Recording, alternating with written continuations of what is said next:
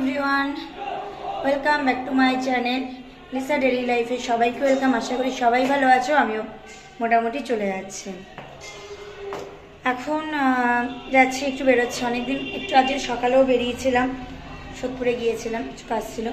এখনও বেরোচ্ছি, একটু কাজ আছে, যাব। আজকে একটু কাজের মধ্যে আছি, কারণ ব্যস্তও আছি, একটু ব্যস্তের মধ্যে দিয়ে যাচ্ছি। ওই কারণে তোমার যাচ্ছি কিছু। আজকে আবার যাবো, একটু শাশুড়ি ডক্টর আছে, ডক্টরের ওখানটা অ্যাপয়েন্টমেন্ট নেবো। দেখানো না, অ্যাপয়েন্টমেন্টটা নেব, কারণ কালকে ওনার জয়েনিং আছে অফিসে জয়েনিংয়ের ডে জয়েনিং আছে না কি আছে আমি অত শত জানি না, আমি জিজ্ঞেস করিনি। আমাদের দাদাভাই আসছে গেটটা লক করে। আমি কি হ্যাঁ আমি এখন বেরোচ্ছি, নামছি। কারণ আমি এই কুর্তিটা পরেছি অনলাইনে, যখন পরতাম অনলাইনে তোমাদের দেখাতাম, তোমরা হয়তো দেখেছো। এখন আর অনলাইনে থেকে এখন সব ইউজ করছি। লাইটগুলি জ্বালিয়ে দেওয়ার দায়িত্বটা আজকে আমারই পড়েছে, কালকেও আমার পড়েছিল। বেরোলে এই সময় যে বেরোয় সে লাইটগুলি জ্বালিয়ে বেরোয়। যাই হোক লাইটটা জ্বালিয়ে বেরোচ্ছি। আর কালকে ব্লগটা পাওনি বলতে, ব্লগ করা ছিল, বাট এডিট করার টাইমটা আমি পাইনি, কারণ শরীরটাও খুব একটা পারমিট করছিল না। কালকে একটু আরও দৌড়াদৌড়ি বেশি ছিল, ওই জন্য আর এডিট করার টাইম পাচ্ছিলাম না, সেই কারণে আর এডিট করতে পারিনি। আজকে সন্ধ্যাবেলার মধ্যে কালকের ব্লগটা তোমাদের, মানে পরশু দিনের ব্লগটা আজকে ছেড়ে দেব। আর এই ব্লগটা তোমরা পাবে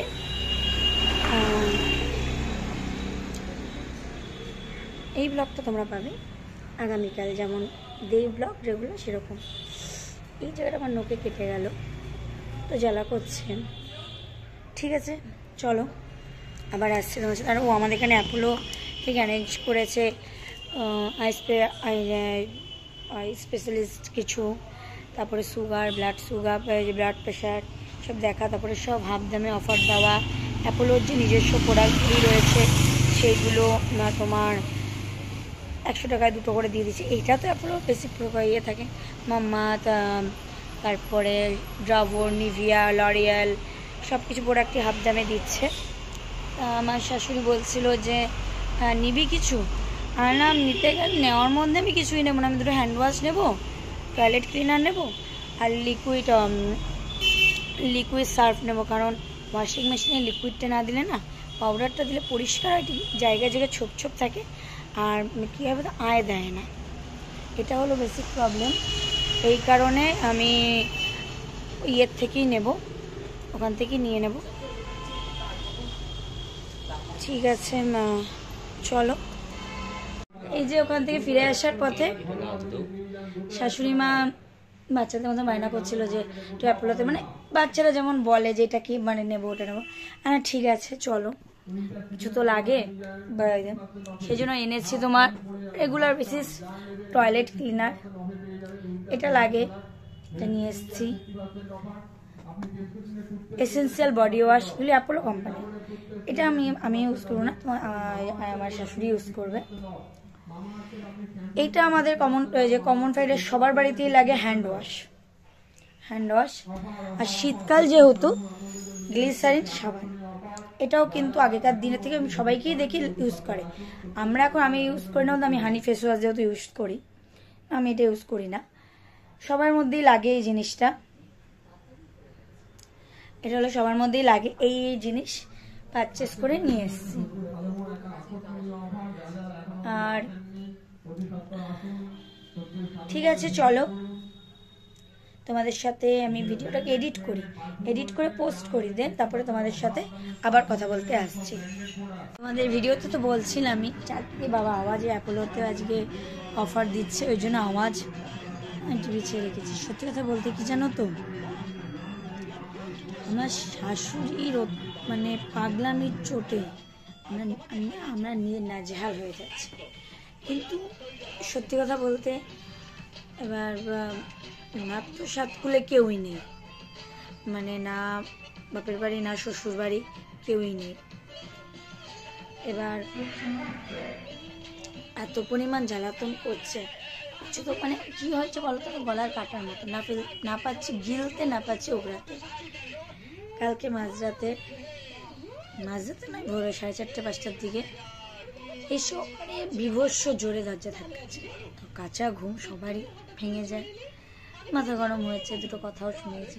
বা তোমাদের দাদাভাই মা, সেখানে বেশি কিছু বলতেও পারছি না, কারণ যত হোক তার তো খারাপ লাগছে, সেও লজ্জায় পড়ে যাচ্ছে এরকম করছে বলে। কিন্তু বেসিক্যালি ওনার এই পাগলামি কবে যে ঠিক হবে যায় না, উনি যেটা ইচ্ছাকৃত করছে, কারণ কথাগুলি যা বলে তাতে আমার মনে হয় ইচ্ছাকৃত করছে না, উনি অসুস্থ তো কিছু বুঝতে পারছি না। যাই হোক, মানে এইভাবে না, মানে চলো তোমাদের আমি যদি ওনার সারাদিনের পারফরমেন্সটা তুলে দিই, তোমরা আমাকে জাজ করে বলতে পারবে যে উনি নাটক করছে না উনি কি সত্যি অসুস্থ, তোমরাই আমাকে বলতে পারবে, বুঝছো তো।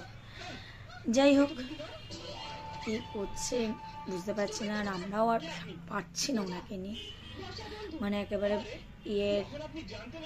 মানে এতটা বিরক্ত লাগছে, ভালো লাগছে না। একটা তোমার 2200 টাকাটা 2300 টাকা দিয়ে চশমা বানিয়ে দেওয়া হয়েছিল পরে, সেই চশমাটাকে দুমড়ে মুছে, তোমার পাওয়ারে প্রবলেম হচ্ছে সেটা নিয়ে তো বলা হচ্ছে যা হবে, তুমি দুমড়ে মুছে একাকার করে দিয়েছো, এগুলোও তো ঠিক না। যাই হোক, চলো। চোখ মুখটা দেখে এরকম মনে হওয়ার কারণ তোমরা নিশ্চয়ই বুঝতে পারছো, মানে আমার শাশুড়ির টর্চার সহ্য করতে না পেরে আমি বাধ্য হচ্ছি মানে বাড়ি ছেড়ে চলে যেতে। তোমাদের দাদাভাইয়ের ব্যবহারও অনেক খারাপ হয়ে গেছে, জানা তবে জানি না কেন, এটা কিসের জন্য, কি বৃত্তান্ত। এবার আমাকে মনে হচ্ছে সম্পর্কটা থেকে বেরোনোর দরকার, না হলে আমি নিজেই মানসিকভাবে অসুস্থ হয়ে পড়ছি। ঠিক আছে, চলো। দেখো, এই যে বাসনগুলি মেজে দিয়ে গেছে, দেখো কাজের লোককে দিয়ে কাজ করানো মানে তার পিছনে টিকিট করা, নিজস্ব একটু বোধ বসি বলে কিছু নেই। দেখো বাড়িতে একটা অসুস্থ মানুষ রয়েছে, আমিও তো পুরো সুস্থ তা না, তবুও আমি যথাসাধ্য চেষ্টা করছি। এবার আর যে রান্নার যে কাজ করে, সে কী করে, তার আখেরটুকু গুছিয়ে রেখে দিয়ে চলে যায়। আর যে ঘর মোছা বাসন মাজার কাজ করে, তার আবার কি বলো তো, কোনো টাইমের ঠিক ঠিকানা নেই, যখন যে টাইম তখন সে টাইমের মধ্যে সে আসছে, কাজ করছে, চলে যাচ্ছে। তাকে আমি যে বললাম, তোমার যদি কাজ করতে অসুবিধা হয় তুমি সেটা বলে দাও, তুমি সেটা বলে না দিয়ে এইভাবে কাজ করলে কতক্ষণ, আমারও তো অসুবিধা হয়ে যাচ্ছে না, আমারও তো মানে শরীরে প্রবলেম আসছে। এবার যাই হোক, আর কি বলবো বলো, এখন কাজের লোকের ডিমান্ড অনেক বেশি, কাজ করবে নোংরা করে। আমার বাথরুম কখনো নোংরা থাকে না, সেই বাথরুমের মধ্যে ঘর মোছা জল ফেলবে, সেই বাথরুমটা হয়ে যাচ্ছে এখন নোংরা। তারপরে জলের বোতলগুলি ফাঁকা করে রেখে যায়, শাশুড়ি রাখছে, আমার বড় রাখছে, সেই জলের বোতলগুলিকে 50 বার করে জলের বোতল ভরা, দেখি এগুলি না আমি পাজেল হয়ে যাচ্ছে। দেখো আমিও তো সুস্থ নই, একটা হসপিটাল থেকে এসেছি মানে সেই মানুষটা সুস্থ থাকলে তার হসপিটালে যায় না। তুমি ঘরের মধ্যে বসে রয়েছো ঠিক আছে, তারপরে এখন আমার তো প্রত্যেক সপ্তাহে শিবের মাথায় জল দিতে হয়, করা দাদাভাইও দেয়, সে সব কিছু করে টুরে কমপ্লিট করে এই জায়গাটাকে পরিষ্কার করলাম। তো ওকে বলেছি যে কালকে চান করে তুমি ঘরে এসে এখানে এসে চান করে নাইটি ছেড়ে আমার ঠাকুরের বাসনগুলি মেজে দিও, কারণ আমার এখন হাতে সেই কন্ডিশনটা নেই, আমার পক্ষে যে ঠাকুরের বাসন মাজা সত্যি সম্ভব নয়, এখন কোনো ভারী। এই জন্য আমি ওয়াশিং মেশিনটা তৎকাল কিনি, এই ওয়াশিং মেশিনের মধ্যে ওয়াশিং মেশিন চালিয়ে দিচ্ছি। এবার দিয়ে যেহেতু লিকুইডটা নিয়ে নিয়েছি, অনেকটা সেভ হচ্ছে। এবার কি করব আমি জানি না, এখন সত্যি মাথা পাজেল হয়ে যাচ্ছে। এবার আমার শাশুড়ি সারাদিন বকর একই কথা 70 বার জিজ্ঞেস করবে, বিরক্ত লেগে যাচ্ছে। কালকে কি করেছে, কালকে আর দরজা ধাক্কায়নি, কালকে ফোনের পর ফোনের পহারা দিয়ে গেছে, ফোন করে মাথা খারাপ আছে। এরা খেয়ে দিয়ে উঠে পড়বে, কোনো এঁঠোটা মোছার কোনো বালাই নেই, কোনো কিছু নেই। না বাসি নাইটি ছাড়বে, না বাসি জামা প্যান্ট ছাড়বে, কোনো কিছু বললেও কোনো কিছু কানে তুলে না। এভরিওয়ান, বিকেল হয়ে গেছে, ইভিনিং। আজকে আমার তোমাদের দাদাভাইয়ের আর আমার শাশুড়ি এক জায়গায় যাওয়ার কথা ছিল, কিন্তু যাওয়া হলো না। বলতে আমার শরীরটা এত খারাপ, ওনারা গেছেন আর শরীরটা ভীষণ খারাপ, আমি যেতে পারিনি। আমার জ্বর এসছে, জ্বর আসে অনেক, প্রচুর কাছাকাছি তো সব করেছি। তারপরে প্রচুর ঘরের মধ্যে এক্সেসিভ মালপত্র হয়ে গেছিলো। এই টিভি আনা হয়েছে, সেই টিভি, ওয়াশিং মেশিন সব কিছু ছিল, এগুলি সব বাইরে ফেলা হয়েছে, খুব কষ্ট হয়েছে। তা যাই হোক, তার মধ্যেও না, ঠিক আছে যাবো। তার শরীরটা এত দুর্বল লাগছে কেন, তাও ভেবেছি যে সন্ধ্যাবেলায় যদি ওখান থেকে ওরা ঘুরে আসে, সন্ধ্যাবেলায় যদি শরীর ভালো থাকে তো যাবো। বেরিয়ে কিছু আর্জেন্ট কাজ আছে, করবো। ঠিক আছে বন্ধুরা, এখানে ব্লগটা এন্ড করে দিচ্ছি, নাহলে নতুন করে ব্লগ স্টার্ট করতে পারছি না। ব্লগটা একটু এদিক সেদিক হয়ে যাচ্ছে, বুঝতেই পারছি। ঠিক আছে বন্ধুরা, চলো দেখা হচ্ছে নতুন ব্লগে। ভালো থেকো, সুস্থ থেকো, এটাই বলবো। এখন অবধি আমার চ্যানেলটি যারা সাবস্ক্রাইব করেন তারা অতি অবশ্যই আমার চ্যানেলটি সাবস্ক্রাইব করে পাশে থাকা বেল বাটনটি প্রেস করে দেবে, যাতে আমার ভিডিও নোটিফিকেশান তোমাদের কাছে খুব তাড়াতাড়ি পৌঁছে যায়। টাটা।